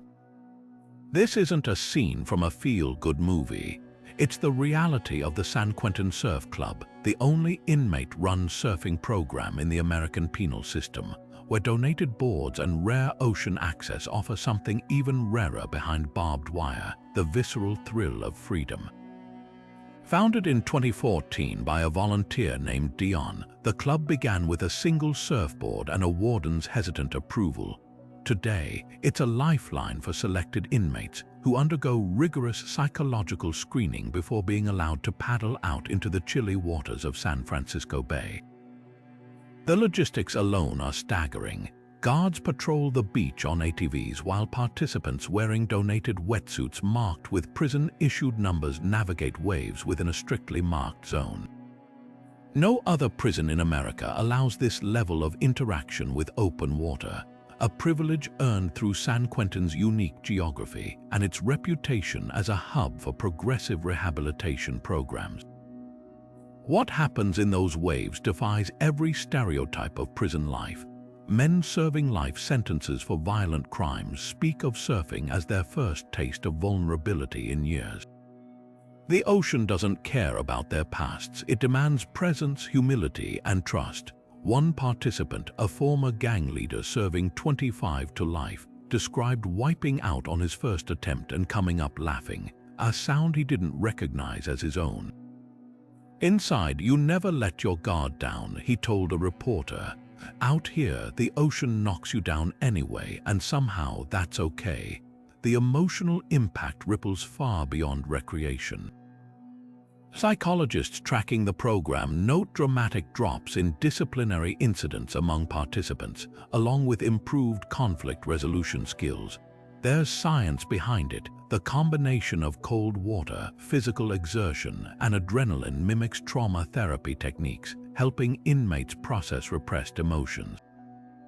For men who have spent years numbing themselves to survive prison's harsh realities, surfing becomes a forced reckoning with feeling.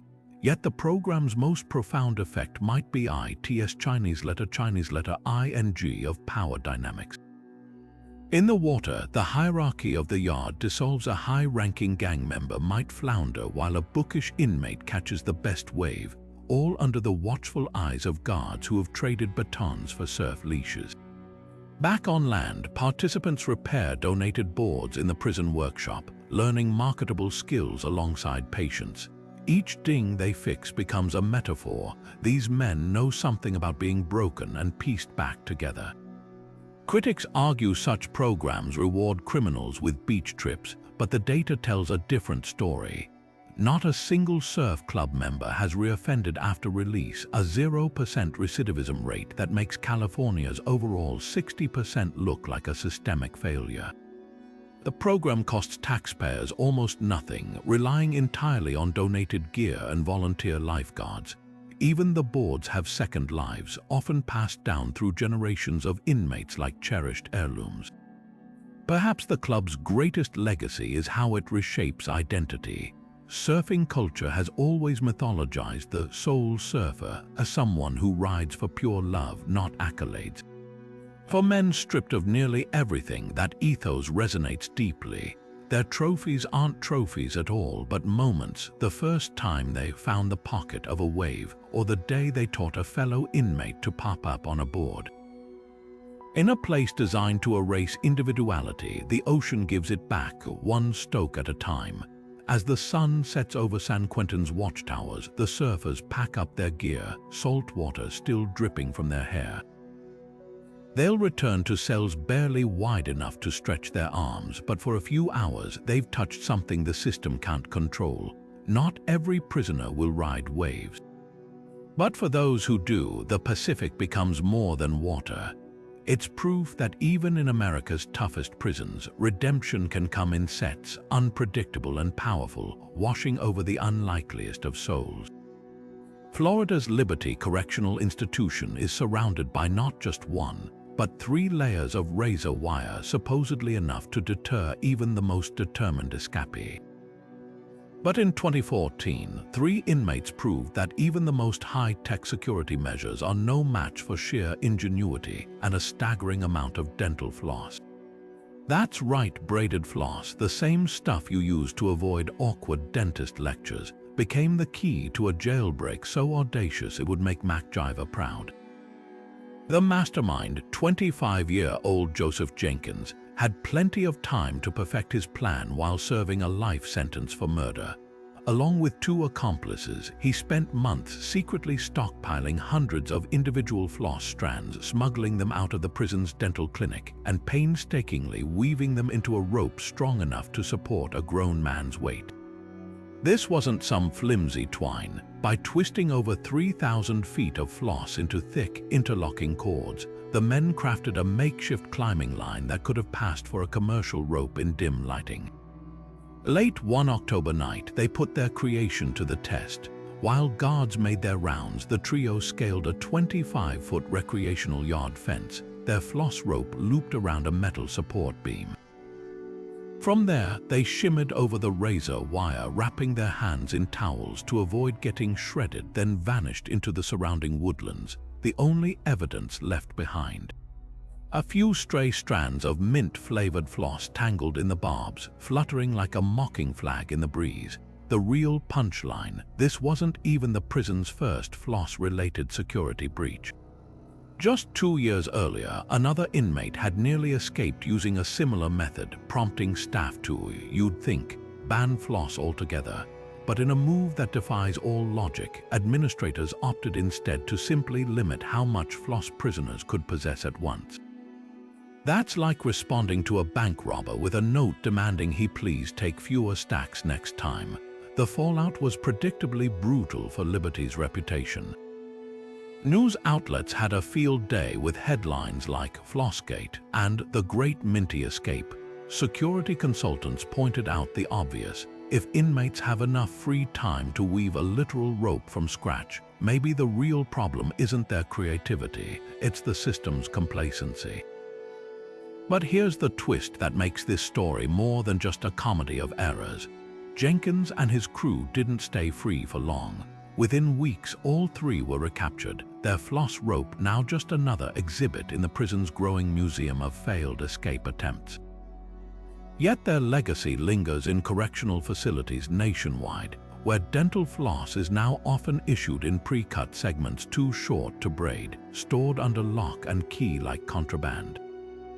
So the next time you're half-heartedly flossing before bed, remember, in the right hands, that waxy string isn't just good for gum health.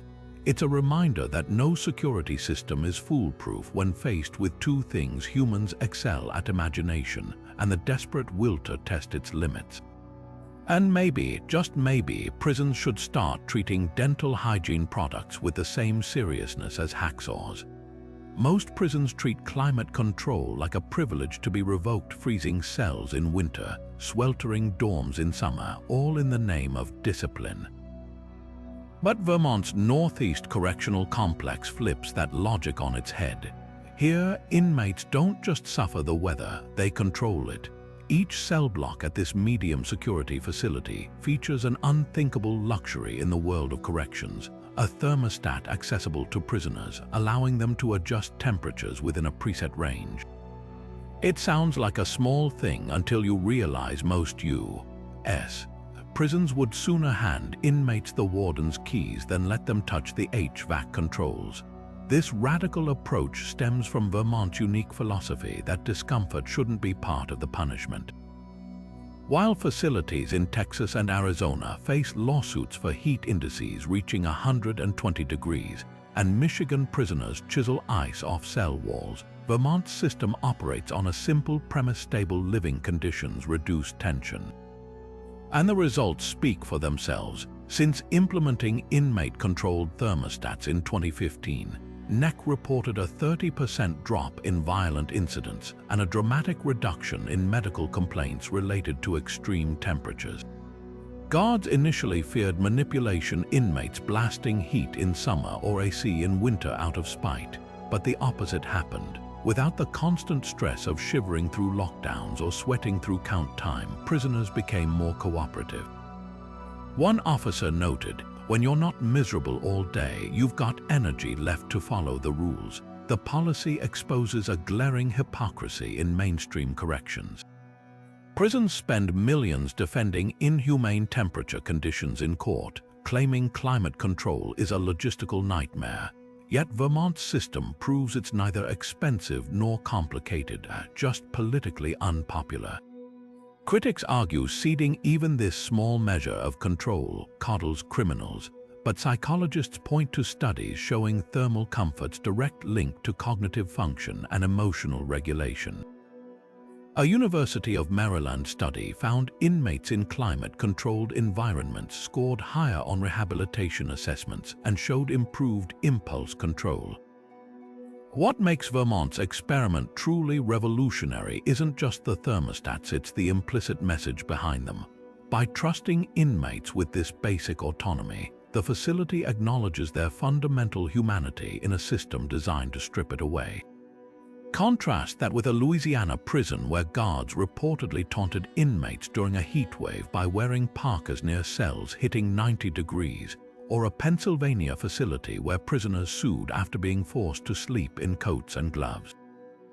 Those places weaponize weather because they can, turning seasons into silent guards. Vermont's approach raises an uncomfortable question. If something as simple as a thermostat can transform prison culture, what other radical acts of dignity might do the same? The answer might lie not in high-tech surveillance or tougher sanctions, but in recognizing that people, even those who have done terrible things, respond better to decency than deprivation. After all, no one ever rehabilitated a popsicle, and as climate change makes extreme weather the norm, the moral cost of ignoring that truth will only grow hotter. Deep within the crumbling cell blocks of Pennsylvania's Eastern State Penitentiary, a secret museum hides in plain sight. Scratched into the peeling paint and etched onto the very walls are hundreds of artworks left behind by inmates over nearly 2 centuries, ghostly murals, intricate carvings, and cryptic poetry that transform this abandoned prison into one of America's most unlikely galleries. These aren't just idle doodles, they're a visual diary of desperation, hope, and resilience, documenting lives suspended between punishment and redemption. The art spans eras and styles, reflecting the changing faces of incarceration. 19th-century prisoners locked in solitary confinement for years, left behind painstakingly carved religious icons, crosses so finely detailed they look machine-made. Depression-era inmates sketched glamorous Hollywood starlets on their cell walls, clinging to fantasies of a world beyond their 6-by-8-foot cages. By the 1960s, the art turned political. Black power fists alongside psychedelic swirls, protest slogans bleeding into surreal landscapes. Each piece is a time capsule, capturing not just individual pain but the evolution of the American penal system itself. What makes these creations extraordinary is their clandestine nature. Forbidden from traditional art supplies, prisoners improvised with whatever they could scavenge, toothpaste mixed with dirt for pigment, bed springs bent into engraving tools, even fingernails used to carve limestone. One particularly haunting mural, discovered behind a false wall during renovations, depicts a mother and child rendered in faded cigarette ash and grease. The artist's identity remains unknown, but the emotion is universal, a cry for connection in a place designed to sever it. Art historians have likened the collection to outsider art movements like the Watts Towers or the work of Henry Dodger, untrained but bursting with raw narrative power.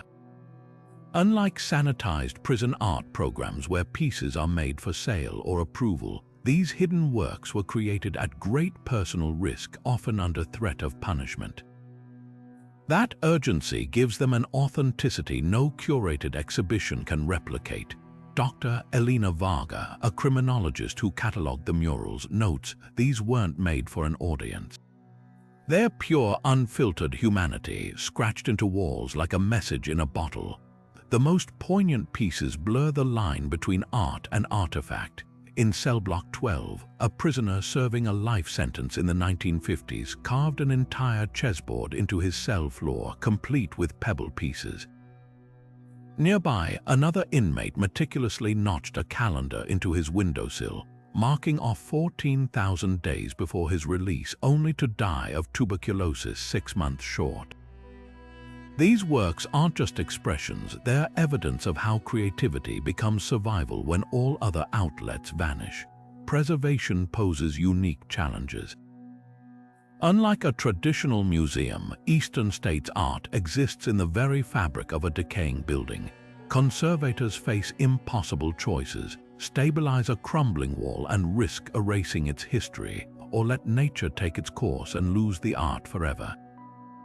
Some pieces have been carefully removed for display, but many remain in situ, their power inextricably tied to their original context. Walking those corridors today, you're not just seeing art, you're standing in the negative space of lives interrupted, where every stroke and groove whispers, "I was here." Critics might dismiss these creations as vandalism, but their cultural value is undeniable. They've inspired everything from academic papers to avant-garde theater productions. Brooklyn's Museum of Modern Art even featured a replica of an Eastern States cell in a 2019 exhibit on institutional power. Yet the true legacy of this secret gallery isn't in its influence on the art world, it's in its stubborn refusal to let isolation erase identity. These walls were meant to silence, but instead they've become a chorus of voices proving that even in the darkest corners, the human spirit insists on being seen. The next time someone calls prisons storage facilities for the unwanted, remember Eastern States' hidden masterpieces, proof that you can lock up the artist but never the art. Claude Bloodgood's fingers hovered over the chessboard in his Virginia prison cell, plotting moves that would soon baffle grandmasters worldwide. A convicted murderer twice over, he spent his days on death row not wallowing in self-pity, but mastering the game's infinite complexities, eventually climbing chess rankings so high the system tried to erase him from history. This wasn't just a hobby, it was a psychological siege, with Bloodgood using the game to outmaneuver the very institution that had condemned him to die.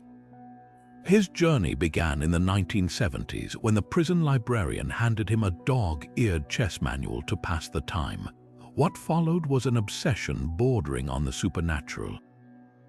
With no computer or formal training, Bloodgood memorized thousands of games by candlelight, crafting homemade pieces from breadcrumbs when guards confiscated his set. By 1972, he was playing correspondence chess with international masters, his moves mailed out on postcards stamped from Powhatan Correctional Center. The outside chess world had no idea their formidable new pen pal was a death row inmate until Bloodgood defeated a Soviet grandmaster in a tournament by mail, sending shockwaves through the sport. The real twist came when Bloodgood's prison-sanctioned games counted toward official U.S. Chess Federation rankings. By 1996, his calculated rating skyrocketed to 2,738, higher than half the world's grandmasters. The Federation panicked. Suddenly, a convicted killer was threatening to qualify for championships no prisoner could attend. Their solution, a controversial rule change dubbed the Bloodgood Clause, barring incarcerated players from national rankings. Overnight, his name vanished from leaderboards, his victories stricken like criminal records.